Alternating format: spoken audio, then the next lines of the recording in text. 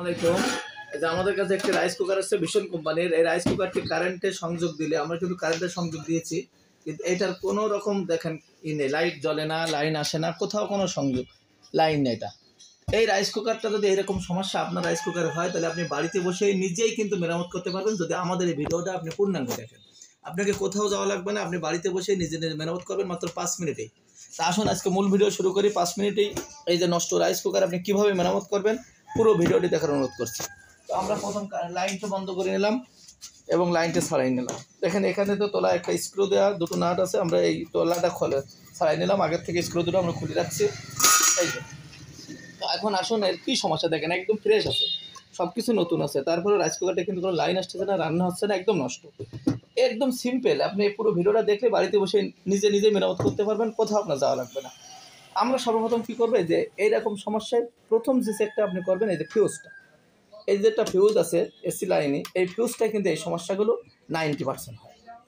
আমরা এই ফিউজটা কিন্তু চেক করব, চেক করে যদি দেখি যে এই ফিউজটা নষ্ট, তাহলে অবশ্যই আপনাদের কাছে যদি আমরা চেঞ্জ করতে পারি। আপনাদের কাছে যদি এরকম যে চেক করা কোনো যন্ত্র আপনার নাও থাকে, তো সমস্যা নেই, আপনি প্রথমে ফিউজটা চেঞ্জ করে আপনি কিন্তু এটা মেরামত করতে পারবেন, আপনাকে চেক করা লাগবে না। এই যে এখনই দেখাচ্ছে, আমরা দেখি যে ফিউজটা একদম নষ্ট। এখন আমরা যদি এই ফিউজটা নতুন চেঞ্জ করে দিই, কিন্তু একদম এটা রাইস কুকারটা কিন্তু কমপ্লিট হয়ে যাবে। এর জন্য আমরা কিন্তু আরও একটা ফিউজ, এরকম একটা ফিউজ নেবো, এটা 15 অ্যাম্পিয়ারের। আপনারা দেখছেন এই যে এখানে 20 অ্যাম্পিয়ারের একটা ফিউজ নিচ্ছি আমরা এখানে, এবং একটা হিটসিং নিচ্ছি। হিটসিংটা কিন্তু আমরা এই যে ফিউজের উপরে পরাই দেবো, এটা হলো সেফটির জন্য দেবো। এটা কোম্পানিতে ছিল না, আমরা এক্সট্রা দিচ্ছি। আপনারা এরকম ফিউজ কিন্তু আপনারা বাজারে অ্যাভেলেবেল কিনতে পাবেন, অথবা আমাদের কাছ থেকেও নিতে পারেন। এই ফিউজটা নিয়ে কী করবেন, আপনি পুরাতন যেটা আছে এটা আপনি খুলে ফেলাবেন। এর আরও একটি শর্টকাট ব্যবস্থা আছে, কিন্তু সেটা ঝুঁকিপূর্ণ, তাই আমি আপনাদেরকে দেখাচ্ছি না, কিন্তু আপনাদের সুবিধার্থে বলে রাখি। যদি দেখেন যে আপনাদের কাছে এরকম ফিউজ নেই, এরকম ফিউজ পাচ্ছেন না, তাহলে আপনি ততক্ষণে কী করবেন, এখান থেকে আর এখানে একটা তার, যে কোনো একটা চিকন তার আপনি পেঁচাই দেবেন, এই মাথাও পেঁচাই দেবেন, এই মাথায়, দুই মাথায় পেঁচাই দেবেন, দেখবেন আমরা রাইস কুকারটি সচল হয়ে যাবে। তা আসুন আমরা এটাও আপনাদেরকে দেখাই। দুই মাথা পেঁচাই দিচ্ছি, পেঁচাই দেওয়ার পরে এখানে যে হিটসিংটা ছিল এটা কিন্তু এটা বসে করাই দেবেন।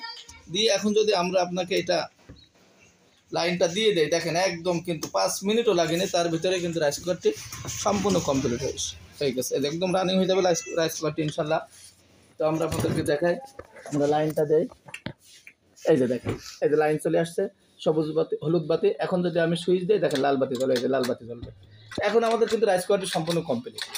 এইভাবে কিন্তু আপনারা বাড়িতে বসে একদম 5 মিনিটও লাগবে না, আপনি কিন্তু নিজে নিজে এই জাতীয় রাইস কুকার মেরামত করতে পারবেন। তবে আমি যেটা করেছি, এটা আপনাদের এটা করেছি মোটামুটি, যেহেতু যদি আপনাদের বাসা বাড়িতে এই জাতীয় ফিউজ না থাকে তাহলে করবেন, আর যদি ফিউজ থাকে অবশ্যই এরকম নতুন ফিউজ লাগাই দেবেন, তাহলে আপনার রাইস কুকারটা অনেক নিরাপদ থাকবে। এটাই সবচেয়ে উত্তম ব্যবস্থা। আসসালামু আলাইকুম।